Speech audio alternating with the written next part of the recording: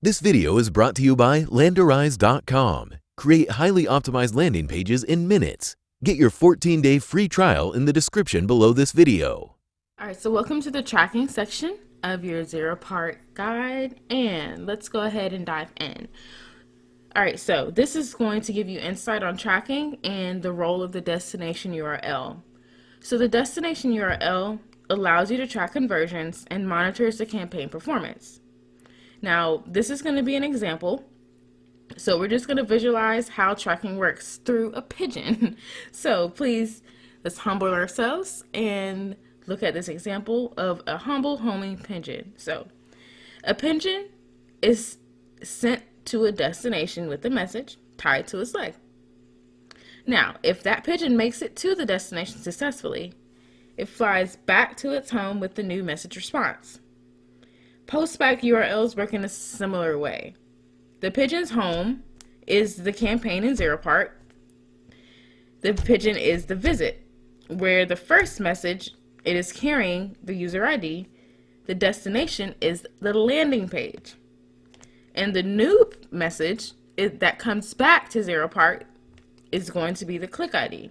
So when it arrives back home, the conversion is counted in your count in volume in Zeropark. So along with the mentioned user's click ID in their system, there's going to be a bunch of other dynamic placeholders called tokens to keep track of additional information regarding one particular visit.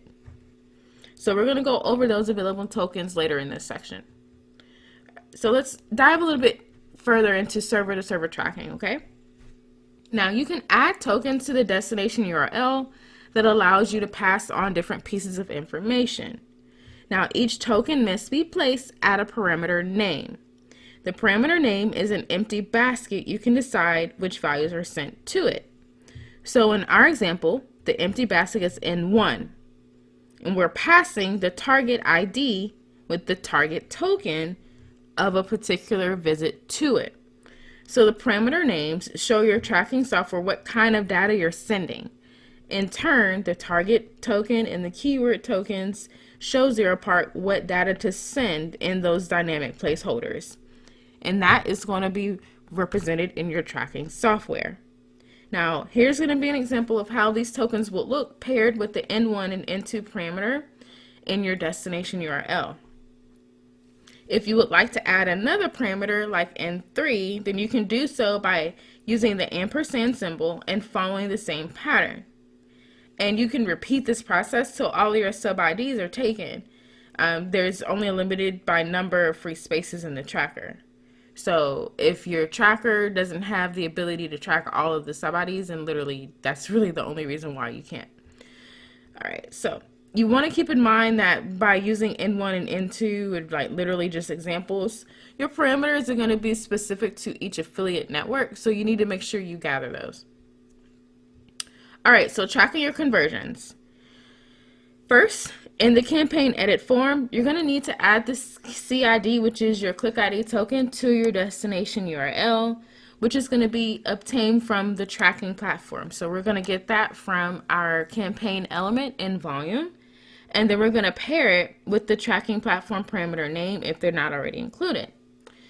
And then next, we're going to go in the conversion tracking section and select a tracker that you're going to use from the list of trackers.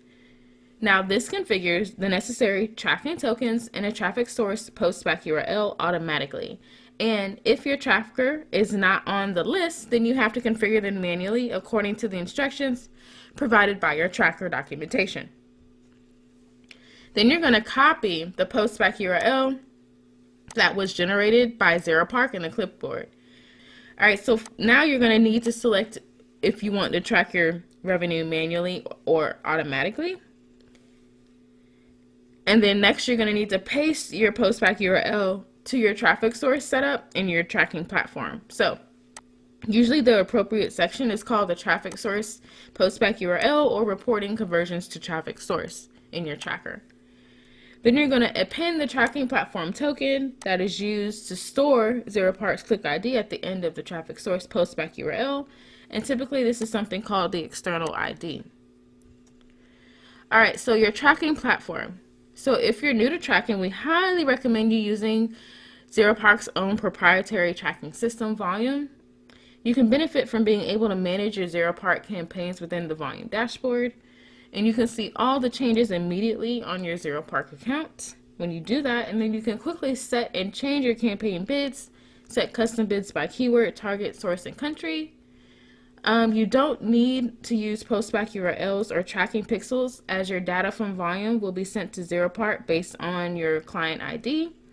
And then tracking of Zeropark events is free. As your enrollment bonus, you can, and then also as your enrollment bonus, you can get 2 weeks for free. So, all right, so if possible, avoid Google Analytics, as there are issues and discrepancies that are quite high due to the database mismatches, tag firing, and JavaScript errors on the Google Analytics side. So it might happen that landing pages are taking like 5 to 7 seconds to load, which prevents your Google Analytics JavaScript from firing. So this won't record any visits on your end in the tracker, even though the visit has been delivered from Zeropark. All right, so here are going to be your list of available tokens. Now you can track by target, source, keyword, match, click ID, which is for your conversions, your traffic type, and your geo. You also have your visitor type, your campaign ID, your long campaign ID, your campaign name, your operating system, and so on. So these are going to be the special token placeholders that you would use and add them to your URLs so that you can track your conversions.